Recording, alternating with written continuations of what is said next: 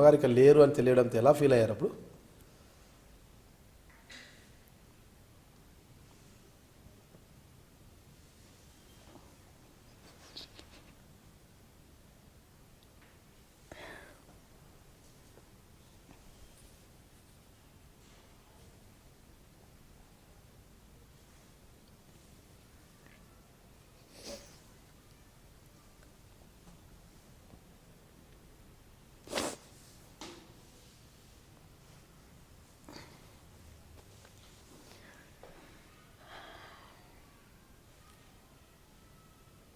చావు పుట్టుకలు సహజమే, కానీ చనిపోయినాటికి 83 ఏళ్ళు ఆమెకు. కాకపోతే చనిపోతుందని ఊహించలేదు.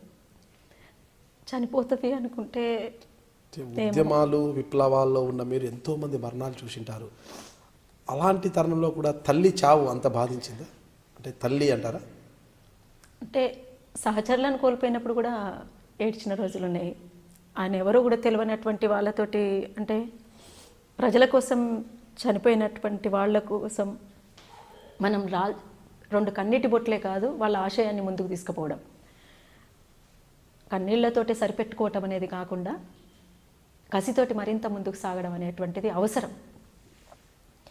ఒక విప్లవాన్ని కాంక్షించేటువంటి వాళ్ళు, సమాజం గురించి ఆలోచించేటువంటి వాళ్ళు, వాళ్ళ కుటుంబం గురించి, వాళ్ళ పిల్లల గురించి, వాళ్ళ భార్య గురించి, వాళ్ళ తల్లిదండ్రుల గురించి ఆలోచించకుండా అన్నీ వదులుకొని ప్రజలే నా వాళ్ళు అనుకొని ముందుకు పోతున్నటువంటి వాళ్ళు అంటే చాలా గౌరవం. విప్లవకారులకు సెంటిమెంట్లు ఉండవంటారు? విప్లవకారులకు మనసు అనేది లేకపోతే ప్రజల్ని ఎట్లా ప్రేమిస్తారండి? సెంటిమెంట్ లేకపోవచ్చు, కానీ మనుషులు నా వాళ్ళు అట్లా సెంటిమెంట్ అంటే తన మన తల్లి చెల్లి అది అంటే ఉంటది. కాకపోతే ఏంటంటే కొంచెం మొండి పట్టుదలని తీసుకొచ్చుకుంటారు. ఉండకుండా ఉండదు. నా వాళ్ళు అనేటువంటిది ఉంటుంది, కానీ నా వాళ్ళు అనేటువంటిది అనేకంటే నా కుటుంబం అనేకంటే కూడా నా ప్రజలు అనేటువంటిది ఉంటుంది. కాబట్టి వాళ్ళు ప్రజల్ని ఇంకొక ముఖ్య విషయం ఏంటంటే తల్లిని ప్రేమించిన వాళ్ళు ప్రజల్ని ప్రేమిస్తారు తప్పనిసరిగా.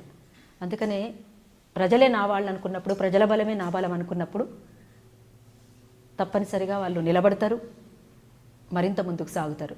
ఆ క్రమంలో నష్టాలు ఎదుర్కోవచ్చు, కష్టాలు ఎదుర్కోవచ్చు, అవసరమైతే ప్రాణాలు కూడా పోవచ్చు.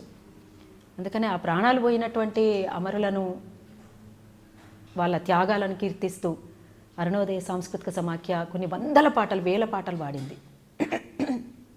వందలాది అమరుల మీద వాళ్ళ త్యాగాలను కీర్తిస్తూ వాళ్ళ ఆశయాన్ని కొనసాగిస్తామని ప్రతినబూనుతూ, మరింత ముందుకు సాగుతామని ప్రతినబూనుతూ కూడా పాటలు పాడింది అరుణోదయ. అట్లా నా వంతు కర్తవ్యంగా నేను కూడా కోల్పోయినప్పుడు ఆ బాధతో కన్నీళ్ళను చెప్పినాం కదా ఇంతకుముందే, కవులకు కళాకారులకు అనేటువంటిది ఒక తొందరగా సంతోషమైన, బాధైన, ఏదైనా కష్టమైనా నష్టమైనా తొందరగా స్పందించేటువంటిది బహుశా ఉంటుందేమో.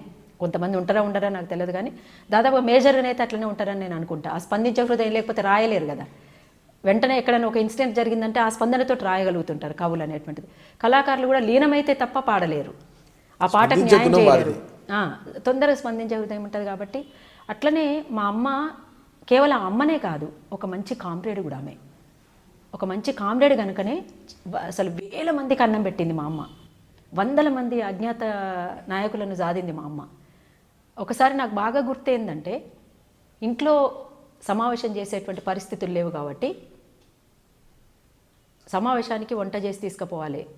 ఇట్లా గంప ఉంటుంది కదా, గంపలో ఒడ్లో లేకపోతే ఏవో తీసుకుపోయినట్టుగా నెత్తి మీద పెట్టుకొని అందులో వంట చేసుకొని గిన్నెలలో పెట్టుకొని తీసుకొని పోయింది మా అమ్మ. అది పోలీస్ స్టేషన్ ముందు నుంచే పోవాలి. ఇంకొక విషయం ఏంటంటే, అదే ఎవరికి అనుమానం రాదు కదా. అది అంటే విషయం చెప్తున్నా ఎట్లా అనేటువంటిది. అంటే ఆమె మొండి పట్టుదల, ఒకవేళ ఏమన్నా అయితే కూడా ధైర్యంగా ఎదుర్కొనేందుకు ఆమె సిద్ధపడింది. అట్లా ఒక మంచి కామ్రేడ్ మా అమ్మ.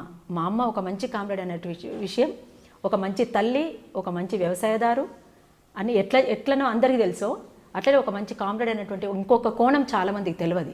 అందుకనే మా నాన్న రాసినటువంటి పుస్తకంలో మా అమ్మ గురించి చాలా తక్కువ ఉందని నేను చెప్పాల్సి వచ్చింది. మా అమ్మ గురించి ఇంకా రావాల్సింది ఉండే, రాలేదు.